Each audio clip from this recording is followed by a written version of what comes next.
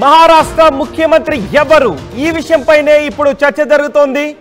మహారాష్ట్రలో బీజేపీ కూటమి ఎన్డీఏ కూటమి మహాయుతి 225 స్థానాలు ఆధిక్యం దిశగా ముందుకు వెళుతోంది। ఇప్పటికే కావాల్సిన మ్యాజిక్ ఫిగర్ ను గెలిచిన స్థానాల్లోనే మ్యాజిక్ ఫిగర్ ను దాటేసిన నేపథ్యంలో ప్రభుత్వ ఏర్పాట్లు చేస్తున్నారు।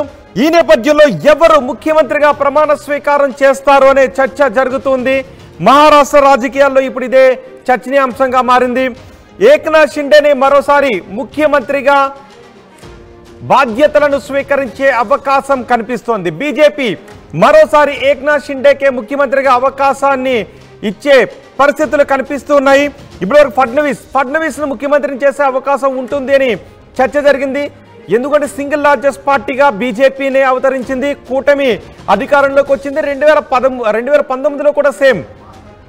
ఎస్ ప్రస్తుతం అజిత్ పవార్ మాట్లాడుతున్నారు। కూటమి నేతలు అక్కడ కూర్చున్నారు। अजित पवार शिंदे फडणवीस त्याच्यामध्ये दोष देण्यात आला, थोडंसं टीका-टिप्पणी करण्यात आली की राज्य सरकार केलं आम्ही झालं, परंतु नंतर त्यांचे जाहीरनामे बाहेर आल्यानंतर आम्हाला ते दिसलं की काय चाललेलं आहे, कसं चाललेलं आहे, बाहेर आले। आपण सगळ्यांनी त्या ठिकाणी पाहिलं। आम्ही मुळात काय केलं, लोकसभेच्या निवडणुकीच्या निमित्तानं आम्हाला मोठं अपयश आलं। म्हणजे महाराष्ट्रामध्ये आम्हाला तिघांनाही वाटलं नव्हतं की बाबा अशा प्रकारचं आपल्याला अपयश मिळेल, परंतु ते मिळालं। आम्ही ते मान्य केलं, त्याच्यातून आम्ही पुन्हा सावरण्याचा प्रयत्न केला। अर्थसंकल्प सादर करत असताना आम्ही सरकारमध्ये तिघांनी मिळून काही योजना जाहीर केल्या। त्या योजना इतक्या पॉप्युलर झाल्या, त्याच्यामध्ये लाडकी बहिणा म्हणजे गेम चेंजर्स ती योजना झाली। अंडर करंट असा का बहिणींनी दाखवला, सगळे उतारे पडले, सगळे आडवे झाले।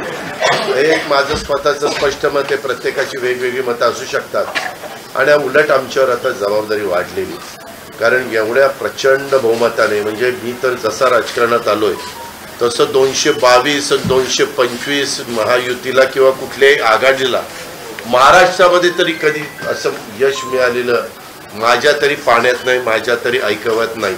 कदाचित पूर्वीचा काळ वेगळा काँग्रेसचा असेल, त्यावेळेस कधी झालं असलं तर माहिती नाही, परंतु बाकीचे विरोधक नगण्य होते त्यावेळेसची गोष्ट। परंतु अलीकडच्या काळामध्ये जसं आम्हाला समजतंय तसं तर एवढं प्रचंड यश हे पहिल्यांदाच मिळालेलं यशाने आम्ही हुरळून पण जाणार नाही आणि आम्ही अतिशय जमिनीवर पाऊल ठेवून आता म्हणजे जसे जसे ते आकडे आम्हाला दिसत होते तसे तसे तसे फायनान्शियल गोष्टी माझ्या डोळ्यासमोर येत होत्या। देवेंद्रजींना पण फोन केला तेव्हा म्हटलं देवेंद्रजी खूप काही काम करावं लागेल। एकनाथरावजींना पण तसं सांगितलं की फार आर्थिक शिस्त आपल्याला त्याच्यामध्ये आणावी लागेल आणि आम्ही आणू। त्याच्यात आम्हाला हे नवीन नाही आहे, आम्ही सगळे अनुभवी माणसं, आम्हाला त्याच्यामध्ये कुठली काही अडचण नाही आणि शिवाय आमच्या पाठीशी केंद्र सरकार आहे, तो आम्हाला खूप मोठा एक आधार आहे, एक आमच्या पाठीशी एक मोठा भक्कम अशा प्रकारचा भरोसा आहे आणि त्याच्यामुळं या सगळ्या ज्या काही गोष्टी झालेल्या आहेत, आता विरोधक टीका करतात की बाबा बॅलेट पेपरनी घ्यायला पाहिजे होतं, मग बॅलेट पेपरने लोकसभेला पण घ्यायला पाहिजे होतं। लोकसभेचा निकाल लागला की तो बरोबर आणि इथला निकाल लागला की मग बॅलेट पेपर यायला पाहिजे, मग मशीन काय ईव्हीएम बरोबर नाही, असं नाही चालत। आता झारखंड पण आमच्या हातनं गेलंच ना, आम्ही कुठं काय म्हणतो, ठीक आहे त्या जनतेने कौल दिलेला आहे तशा पद्धतीनं महाराष्ट्रातल्या विशेषतः महाराष्ट्रामध्ये बऱ्याचदा आपले जे 6 रिजन आहेत ना, मराठवाडा, विदर्भ, पश्चिम महाराष्ट्र, कोकण, मुंबई अशा सगळ्या वेगवेगळ्या रिजनमध्ये, नाशिक, सगळीकडेच तुम्ही बघितलं तर सगळीकडे महायुती जोरात झाली।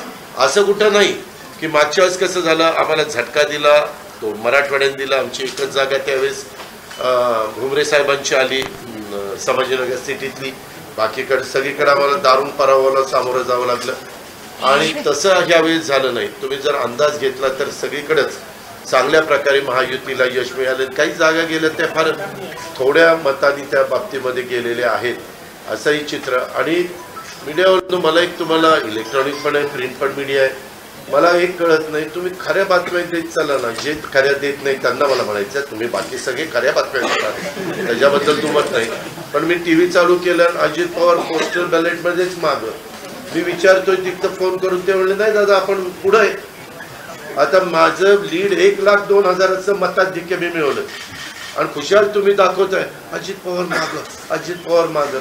मग काही जण म्हणलं का रे असे दाखवताय, टीआरपी त्याच्याशिवाय वाढत नाही. अरे तुमच्या टीआरपीला आम्हाला का मातीत घालताय, आमची का बदनामी करताय.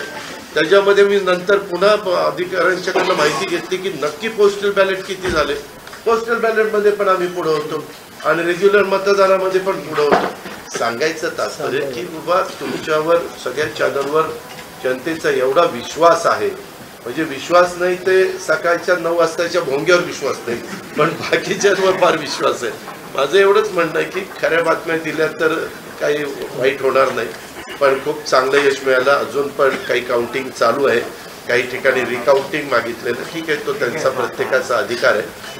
पण खरोखरीच सगळ्याच राज्यातली जबाबदारी महायुतीवर वाढलेली आहे आणि त्या उलट आम्हाला अधिक जास्त बारकाईनं इथून पुढं काम करावं लागणार आहे. कारण एवढं दैदिप्यमान यश या सगळ्यांनी मिळून दिलेलं आहे आणि जनतेचे मानावे तेवढे आभार कमीच आहेत. म्हणजे काय फडणवीस शिंदे ఎవరు ముఖ్యమంత్రి అవుతారు? అజిత్ పవార్ కంటే ఫడ్నవీస్ షిండే పేర్లు ఎక్కువగా మనకి వినిపిస్తున్నాయి. అజిత్ పవార్ షిండే ఫడ్నవీస్ మనకు కనిపిస్తున్నారు. విజయం గురించి ఆనందాన్ని వ్యక్తం చేస్తున్నారు. ముఖ్యమంత్రి ఎవరనేది మరికొద్దిసేపట్లో తెలుస్తుంది. అయితే ఈలోపు హైదరాబాద్ లో సంబరాలు జరుపుకుంటున్న ఈటెల రాజేందర్ మాట్లాడుతున్నారు. ఈ విజయం బ్రహ్మాండంగా ఉండే ఆస్కారం ఉంటుంది కాబట్టి అక్కడ లక్షల సంఖ్యలో కర్ణాటక వాసులు, లక్షల సంఖ్యలో ఇవాళ తెలంగాణ వాసులు ఉంటారు కాబట్టి అక్కడనే హామీలు ఇచ్చి అమలు చేయలేదు. ఏం ముఖం పెట్టుకొని ఇక్కడ ముఖ్యమంత్రి ప్రచారం చేస్తున్నారని చెప్పి కర్ణాటక నాయకులు నమ్మలేదు. ఇలా తెలంగాణ ముఖ్యమంత్రి రేవంత్ రెడ్డి నమ్మలేదు. ఇలా సుభిక్షంగా సురక్షితంగా రాష్ట్రం పురోగమించాలంటే భారతీయ జనతా పార్టీ మాత్రమే ఇక ఏకైక మార్గం అని చెప్పి భావించింది కాబట్టి బ్రహ్మాండమైన మెజార్టీతో గెలిపించిండ్రు. గెలవంగానే మొదలుపెట్టిండ్రు. ఇలా ఈవీఎంల మీద జార్ఖండ్లో గెలుపుతానేమో గెలుపట, మహారాష్ట్రలో ఓడిపోతానేమో ఇటు ఇంత నీతిమాలిన